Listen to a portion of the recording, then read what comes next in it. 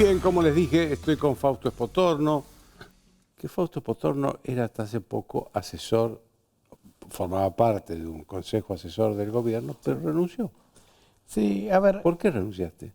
no, lo que pasa es que el Consejo Asesor del Presidente tiene una función para mí que primero no está desarrollado todavía, recién están haciendo el Consejo, así que tiene que evolucionar, ¿no?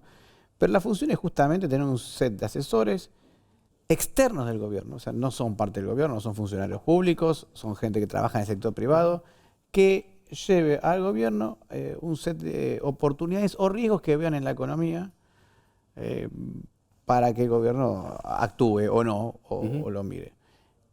En principio tampoco es hablar de la política económica de corto plazo, no es esa la idea, no es estar midiendo lo que hace cada ministro, sino decir, miren, el caso más claro fue el de la inteligencia artificial.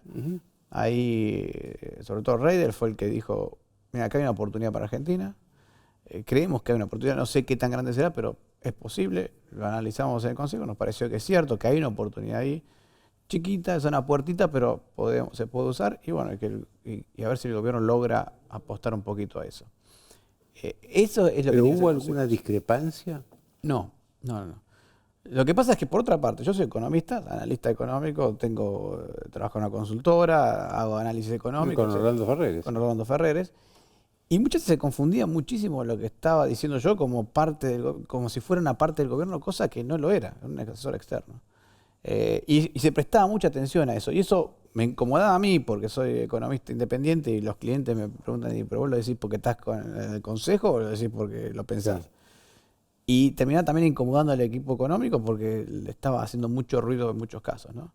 Y eso ya siempre fue un problema que habíamos planteado inicialmente, si eso no podía generar algún ruido. Tratamos de manejarlo, pero bueno, ya se estaba poniendo muy pesado y me parece que estaba causando ruido al divino botón y dije, bueno, mejor me dedico a lo que sé. Es muy difícil estar en el medio. O sos alguien del sector privado o sos funcionario público. Pero una cosa en el medio Claro. es una... Decime, esto que pasó en estos días, la suba del dólar de la semana pasada, los anuncios del fin de semana, hoy bajó. Esto, esto es una baja consistente que va a durar o puede aparecer un problema a la vuelta de la esquina. Es difícil de saber. No para mí, El para todo el dólar mundo. siempre es difícil de saber. Pero para todo el mundo. Mira, se dice que los bancos centrales tienen dos opciones para intervenir. O cuando una tendencia es tendencia real, el Banco Central es inútil que intervenga porque te va a llevar puesto. Ejemplo de eso. ¿Te acuerdas cuando en el gobierno de Macri se empezó a escapar el dólar? El Banco Central tenía reservas, la jugó la reserva y la terminó perdiendo. Porque cuando el mercado quiere comprar dólares a lo que dé, o lo ve muy barato el dólar y quiere comprar e irse, y si el Banco Central sale y pone todas las reservas, Se lleva la se reserva. lleva las reservas. Pero a veces el mercado sube, porque hay temores, por ahí hay pocas operaciones pero muy especulativas. Lo que llamamos la volatilidad. Sube porque hay volatilidad, porque hay dudas, y esas dudas generan... ¿Y eso existe hoy? Bueno, yo creo que el gobierno está interpretando que sí, que lo que está pasando es eso. Entonces, hoy la verdad es que no sé cuánto operó en el contado con liquidación, sé que compró casi 40 millones en el mercado de cambios, no sé si eso efectivamente lo terminó vendiendo en el contado con liquidación, pero el dólar ya abrió para abajo. Eso es una buena señal para el gobierno, porque significa que con solo la amenaza de que voy a intervenir en el mercado de cambios libre, ya el dólar bajó. Entonces, fíjate que es una situación muy diferente el ejemplo que hemos puesto de la época Sturzenegger. En ese momento el gobierno puso las reservas y el mercado te llevó puesto. En este momento ni pusiste un dólar, ya amenazando, el mercado baja. Eso puede ser una señal, puede ser, de que tenés mucha volatilidad en el mercado. Que no es tanto un miedo del mercado, sino volatilidad, dudas. No estás aclarando bien las cosas, no le queda bien claro al mercado hacia dónde quieres ir. Pero en el fondo el mercado cree que estás bien encaminado. Para mí eso es lo que está pasando hoy. Vos seguís mucho la actividad Sí. económica. ¿Cómo la estás viendo? Porque yo escucho algunos del oficialismo que dicen, no, se está reactivando, lo dijo recién Esper desde el 10º subsuelo, pero veo la calle, la gente, los comerciantes, que te dicen, no, esto está parado, esto no, acá no se vende nada, nadie compra nada.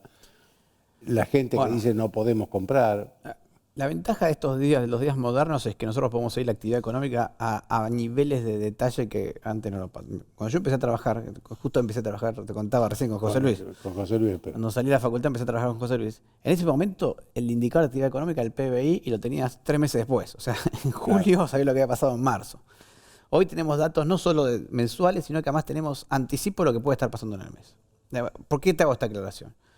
Porque lo que está pasando con la actividad económica es exactamente lo que estábamos esperando por ahora. Hasta ahora viene como lo esperábamos. ¿Qué es lo que esperábamos? La recesión que empezó en el cuarto trimestre del año pasado. Primer trimestre siguió la recesión. Segundo trimestre la economía está en el piso. La economía sigue en la actividad económica en el piso. Que es donde estamos ahora. No se está recuperando, pero tampoco está cayendo. Por lo menos no siguió la caída. Es decir, la caída encontró un piso. Encontró un piso y ya lleva 3 meses en ese piso. Y cuando vamos ya a los datos, digamos, de alta frecuencia, esos datos que nos metemos a ver al final, ¿dónde está pasando? Lo que empezamos a ver es que empiezan a mejorar las expectativas de los empresarios. Como es eso, por ejemplo, la UADE tiene un indicador que es el índice de expectativas industriales, que básicamente se le pregunta a los empresarios, ¿cómo ves el próximo mes o los próximos 2 o 3 meses? Y ahí le preguntas a los empresarios, si yo te mostraba la estadística hace 3 meses, el 70% de los empresarios te decía que la veían mal. Hoy ya el 50% solamente dice que la ve mal y hay un 50% que dice que la ve bien. O sea, pasamos del 30% que dice que la ve bien al 50% que dice que la ve bien. Lo mismo pasa con estadísticas, encuestas sobre el mercado laboral. Hace 3 meses el 30% de los empresarios te decía que iba a contratar gente y hoy te lo dice el 50% de los empresarios. ¿Se ven los números de actividad? Todavía no. Todavía no estamos en ese punto. Lo que estamos viendo es que estamos en un piso, no está cayendo, y empieza a haber algunos indicadores positivos hacia adelante. Y creemos que eso confirma lo que esperábamos nosotros. Cuarto trimestre de caída, primer trimestre de caída, segundo trimestre estancado, tercer trimestre empezando a levantar. Que además es la típica crisis argentina. La duración típica de la crisis argentina, sacando el 2001 y así las muy violentas. Todas las otras recesiones que tuvimos en el 94, en el 2020, tienen ese plazo, tienen esos plazos. Ahora, decime, ¿vos ves que haya hoy en algunos sectores de la economía una reactivación que por lo menos a un sector de la sociedad lo haga vivir bien? Porque lo que yo veo en muchos sectores de la sociedad es que están viviendo muy mal, ¿eh? Todavía viene muy abajo.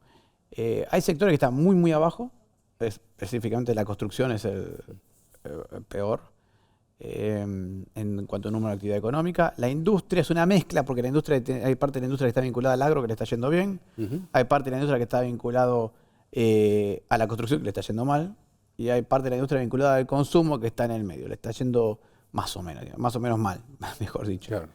El consumo, ¿qué pasa? En el consumo lo que empezamos a ver, también datos positivos empiezan a ver, aunque todavía no vemos recuperación, en el salario, que está, el salario real formal, el formal, que está recuperándose un poquito levemente con respecto a la inflación. El salario informal, obviamente no, ese sigue muy, muy, muy mal. Y sí, lo que estamos viendo es que empieza a haber crédito. Y eso hace que, por ejemplo, cuando hay hot sale, estas cosas importantes, aparezca la compra de electrodomésticos, ese tipo de cosas.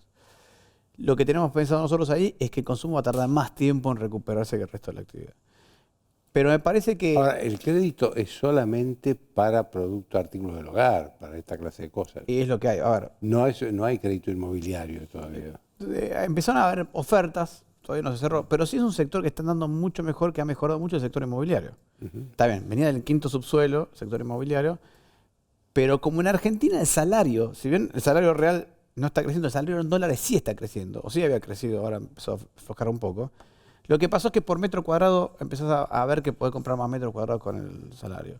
Y habían caído mucho los inmuebles. Entonces empezamos a ver ahí un sector que se está moviendo un poquito más. La cantidad de operaciones que se cerraron este año, este último trimestre, ha sido mucho mejor que lo que había sido el primer trimestre.